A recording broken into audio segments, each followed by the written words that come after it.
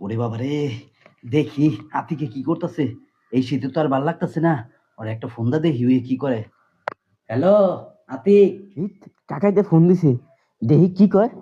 Hello, হ্যাঁ কাকা, হ্যাঁ কোন? আতিক কি করতেছো তুমি? আমরা তো শীতে মইরা গেলাম, আমরা তো ঘরতেই বাইরে হইতাছি না, তুমি কি করতেছো? এ রে, কাকাইতে কইছে এরা বলে শীতের ঠেলা ঘুরতে বেরিয়েছে না, না আমার একটা কড়া করে একটা বয়ান দিতে হইব।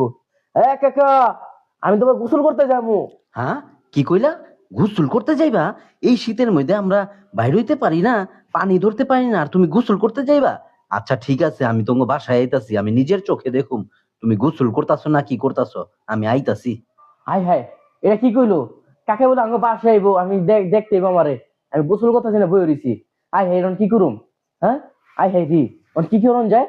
হ্যাঁ, ওই সাজিদ ভাই, ওই সাজিদ ভাই, এইটা হুনা যাও তো, এদিকে আহ, তো এদিকে হো, এদিকে হো, রাখো।